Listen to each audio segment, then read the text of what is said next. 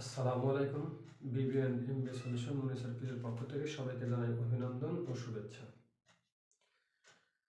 আজকে আমরা আলোচনা করব বিবিএ অনার্স এবং এমবিএ পিলির অত্যন্ত গুরুত্বপূর্ণ একটি সাবজেক্ট প্রিন্সিপাল অফ ফিনান্স এবং ডিপার্টমেন্ট অফ মার্কেটিং এর জন্য অত্যন্ত গুরুত্বপূর্ণ একটি সাবজেক্ট ফান্ডামেন্টাল অফ ফিনান্সের অত্যন্ত গুরুত্বপূর্ণ একটি অধ্যায় শর্ট টার্ম লোন। আর এই শর্ট টার্ম লোনের কস্ট অফ ব্যাংক লোনে আমরা আলোচনা করেছিলাম। আমরা গতদিনকে একটি সূত্র নিয়ে আলোচনা করছিলাম। আজকে আমরা পর্যায়ক্রমে দুটি সূত্র নিয়ে আলোচনা করব এবং আপনাদের বাস্তব প্রয়োগ দেখাবো ইনশাআল্লাহ। শুরুতে সবার কাছে অনুরোধ, যারা আমাদের পেজটিতে নতুন তারা অবশ্যই আমাদের বিবি অ্যান্ড এমবি সলিউশন অনুসারে পেজটি ফলো করে আমাদের সাথে থাকবেন এবং যারা নিয়মিত আমাদের ক্লাসগুলো ফলো করেন তারা আমাদের ক্লাসগুলো দ্রুত পেতে বিবিএমবি 24 ইউটিউব চ্যানেলটি সাবস্ক্রাইব করে আমাদের সাথে থাকবেন এবং আমাদের সামনে চলার পথকে ত্বরান্বিত করার জন্য সবার প্রতি অনুরোধ রইল। আমরা আর কথা বাড়াবো না, আমরা একটি অঙ্ক হোয়াইট বোর্ডে লিখে রাখছি। অঙ্কটি দিয়ে আপনাদের কস্ট অফ ব্যাংক লোনের সূত্র বোঝাবো। কস্ট অফ ব্যাংক লোনের আমরা তিনটা সূত্র লিখেছিলাম। গতদিনকে আমরা আলোচনা করেছিলাম যদি রিভলভিং ক্রেডিট, অ্যাডভান্স এবং ডিসকাউন্ট ব্যালেন্স কোনো কথা বলা না থাকে তাহলে কোন সূত্র হবে এবং কিভাবে অঙ্ক সমাধান করব।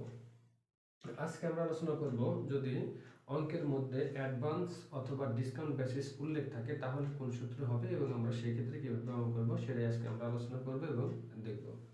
আমরা হোয়াইট বোর্ডে 2018 সালে সি পার্টের অঙ্কের একটি অংশ আমরা এখানে তুলে ধরেছি, অর্থাৎ কস্ট অফ ব্যাংক লোনের অংশটি আমরা তুলে ধরেছি। এই অঙ্কটি দিয়ে আমরা আপনাদের সূত্র ধরা শেখাবো ইনশাল্লাহ। তো এখানে কি বলছে, ব্রো টাকা 50 লক্ষ এট 14% ইন্টারেস্ট মেনটেনিং 15% কম্পেনসেটিং ব্যালেন্স। অর্থাৎ বলতেছে যে ব্যাংক থেকে তুমি 50 লক্ষ টাকা ঋণ করছো 14% সুদে এবং 15% কম্পেনসেটিং ব্যালেন্সে। Interest payment are made in advance, বলতে সুদ প্রদান করা হয় অগ্রিম। তো যদি এই অ্যাডভান্স অথবা যদি এখানে বলা থাকতো যে ডিসকাউন্ট বেসিস, তাহলে আমরা যে সূত্রটা ব্যবহার করতাম সেই সূত্রটি হলো এমন, অর্থাৎ সলিউশন। এখানে আমরা অঙ্কটি সলিউশন করছি। উই নো, আমরা জানি EIR is equal to INT। INT তে বোঝায় interest divided loan minus compensating balance minus INT, অর্থাৎ ইন্টারেস্ট গুণন 100। আমরা যদি এখানে হেয়ার করি তাহলে দেখুন এই হেয়ারের বলতে এখানে লোন, লোন কত টাকা? লোন হচ্ছে 50 লক্ষ টাকা। আচ্ছা, তারপরে কি INT তে কি বলছি? সুদ, অর্থাৎ ইন্টারেস্ট।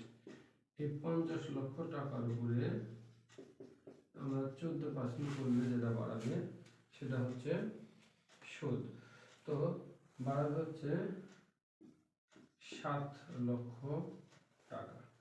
সিবি অর্থাৎ কম্পেনসেটিং ব্যালেন্স। কম্পেনসেটিং ব্যালেন্স হচ্ছে আমাদের অঙ্কের কত পার্সেন্ট? 15%। 15% যদি আমরা কাটি তাহলে বেরোবে 7,50,000 টাকা। আমরা বের করবো ইয়ার। আমরা বলছি কস্ট অফ ব্যাংক লোনের ক্ষেত্রে সরাসরি ইয়ার হয়। এবার আমরা যদি সূত্রে মান বসাই দিই তাহলে আমরা অঙ্কটির সমাধান পেয়ে যাবো। অর্থাৎ তাহলে সুদ কত? সুদ হচ্ছে 7 লাখ, ইন্টারেস্ট 7 লাখ, লোন হচ্ছে 50 লক্ষ মাইনাস 7,50,000 মাইনাস 7 লাখ। তাহলে যদি এটা আমরা এখানে করি, এখানে যদি 50 লক্ষ থেকে আমরা 7 7 14 14.5 লাখ আমরা বাদ দিই তাহলে দাঁড়াবে হচ্ছে 35,50,000। 35,50,000, 35,50,000 এবং এটা যদি ভাগ দেয় তাহলে আমাদের এটা বলা হবে 19.72%। 19.72%। অর্থাৎ যখনই এই অঙ্কের সাথে আমাদের অ্যাডভান্স অথবা যে ডিসকাউন্ট বেসিস এই কথা উল্লেখ থাকবে সেই ক্ষেত্রে আমরা এই সূত্রটি ব্যবহার করব এবং এইভাবে আমরা হেয়ার করে মান বসালে আমরা অঙ্কটির উত্তর পেয়ে যাব। আপনারা বাংলাদেশের বা বিশ্বের যে কোনো বইয়ের যদি কস্ট অফ ব্যাংক লোনের এই সূত্রের অঙ্ক আসে তাহলে আশা করা যায় আপনারা সমাধান করতে পারবেন অতি সহজেই। তো আজকে এ পর্যন্তই। আমরা আগামী ক্লাসে রিভলভিং ক্রেডিটের সমাধান নিয়ে আপনাদের সামনে হাজির হবো। সে পর্যন্ত সবাই আমাদের সাথে থাকুন এবং বিবিএন এমবি সলিউশন মনিটর পেজের সাথে থাকুন এবং সেই সাথে আমাদের বিবিএমবি 24 ইউটিউব চ্যানেলের সাথে থাকুন। আজকে পর্যন্ত সবাই ভালো থাকুন। আল্লাহ হাফেজ। আসসালামু আলাইকুম।